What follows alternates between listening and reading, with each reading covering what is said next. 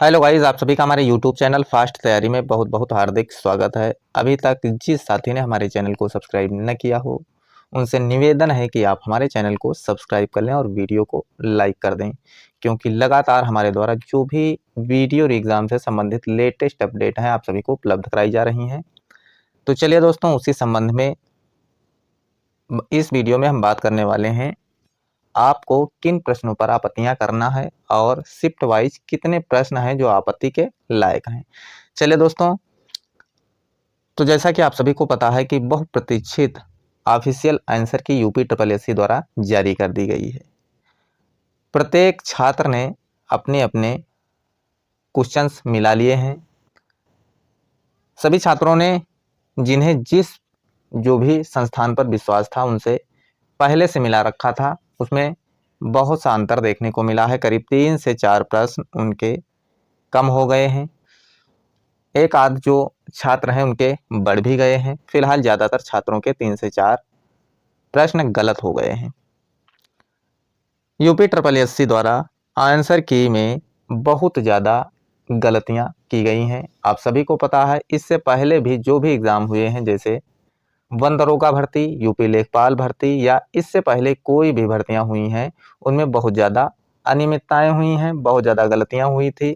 उन्हीं को लेकर आज भी लेखपाल जो है भर्ती कोर्ट में लटकी हुई है। तो चलिए दोस्तों, अब बात कर लेते हैं प्रत्येक शिफ्ट में कितने प्रश्न गलत हैं। चलिए देख लेते हैं।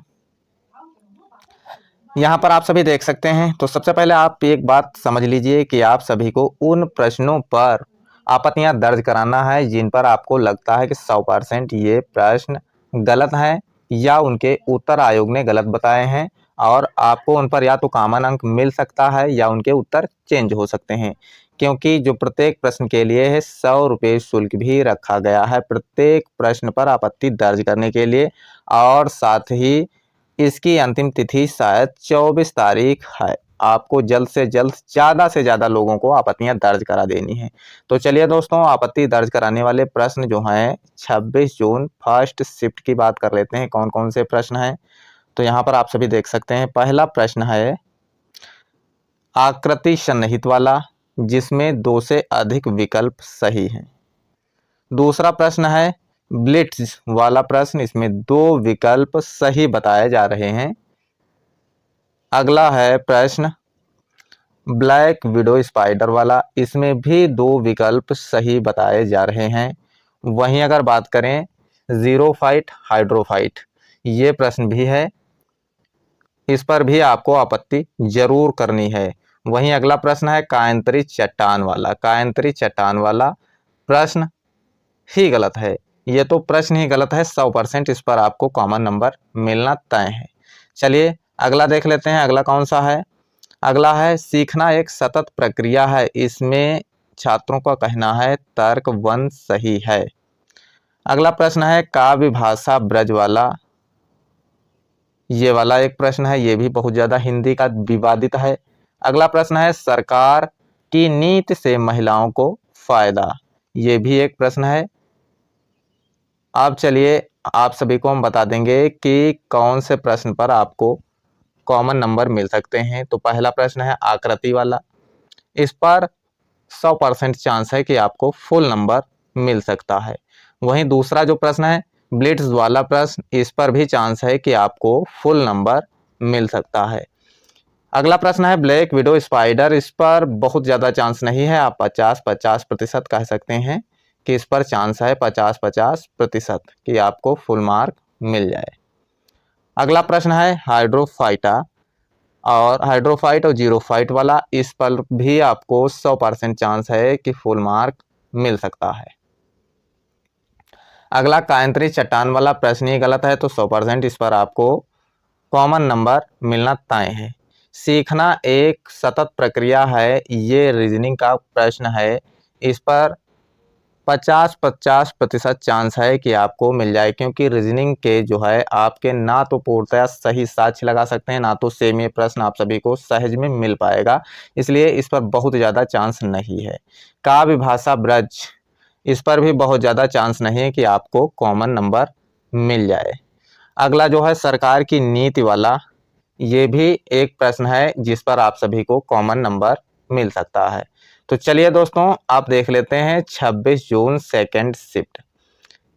इसमें आप सभी को एयरपोर्ट वाला जो प्रश्न है इस पर आपत्ति दर्ज करानी है।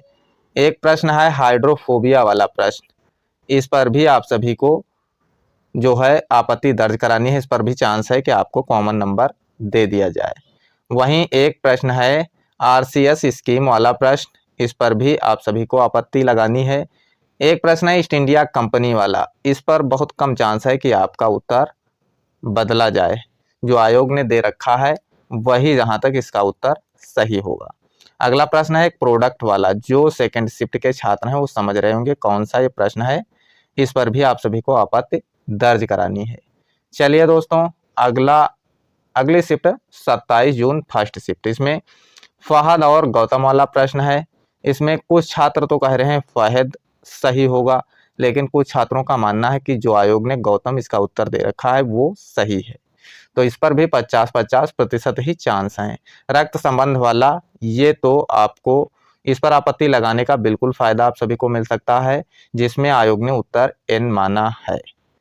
अगला प्रश्न है आकृति वाला प्रश्न, दो विकल्प सही हैं, इस पर भी चांस है कि आपको फुल मार्क्स मिल जाएं। वहीं अगला प्रश्न है मृणालिनी साराभाई नृत्यांगना वाला प्रश्न, इस पर भी दो विकल्प सही हो सकते हैं, कॉमन नंबर या तो दिया जा सकता है।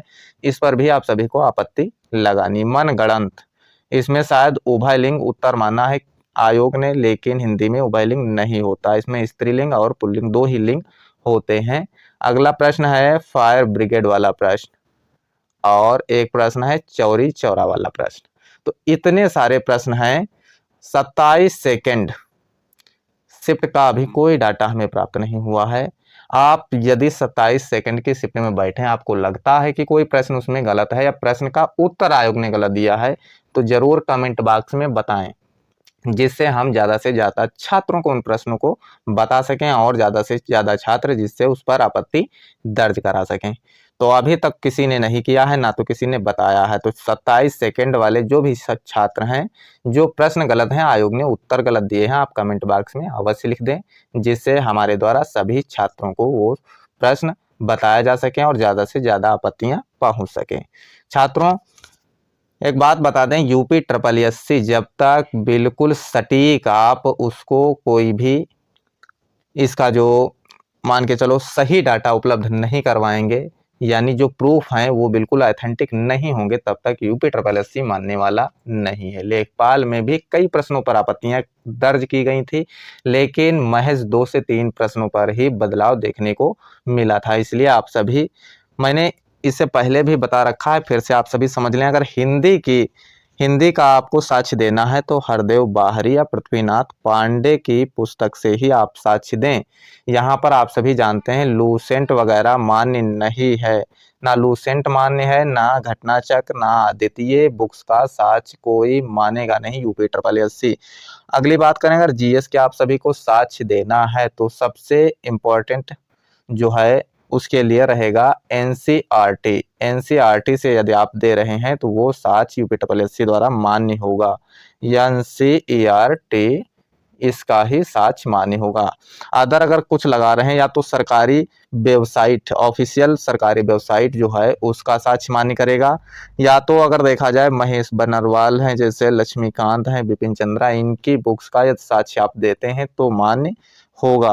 तो रीजनिंग के साक्ष्य अगर बात करें तो रीजनिंग के सेम क्वेश्चन तो मिल पाना कहीं मुश्किल है, या भी नहीं मिल पाना थोड़ा मुश्किल है। तो इसलिए अपने द्वारा सॉल्यूशन लगाएं, अपने द्वारा किए हुए सॉल्यूशन को लगा सकते हैं। ये मानना न मानना आयोग पर ही डिपेंड करेगा, क्योंकि आप सभी को पता है यूपी SSSC की रवैया यही रही है। तो साथियों, ये सभी जानकारी आप सभी को हमारे द्वारा दी गई। तो आपके अनुसार और कितने प्रश्न गलत हो रहे हैं कमेंट बॉक्स में लिख सकते हैं बिल्कुल, और ज़्यादा से ज़्यादा आपत्तियां दर्ज कराएंगे तभी आयोग उन पर विचार करने वाला है, क्योंकि आप सभी ने देखा है अगर आपने सही प्रूफ लगा दिए तो अभी जो आप सभी जानते हैं वन दरोगा भर्ती हुई थी, उसमें 8 से 10 प्रश्नों पर बदलाव हुआ था, उसमें 6 से 7-8 प्रश्नों पर तो कॉमन अंक ही दिए गए थे और 2-3 प्रश्नों पर बदलाव किया गया था। तो टोटल 8 से 10 प्रश्न जो थे इनका फ़ायदा हुआ था छात्रों को। तो हो सकता है आपको भी ज़्यादा से ज़्यादा प्रश्नों पर कॉमन अंक या बदलाव देखने को मिल जाए। तो चलिए दोस्तों, आप सभी को वीडियो अच्छा लगा हो, जानकारी सही लगी हो तो वीडियो लाइक करना और चैनल भी सब्सक्राइब करना, क्योंकि इसी प्रकार की ऑथेंटिक न्यूज़ आप सभी को हमारे द्वारा लगातार प्रोवाइड कराई जा रही है। फिर मिलते हैं किसी अन्य वीडियो में, तब तक के लिए नमस्कार, धन्यवाद, जय हिंद।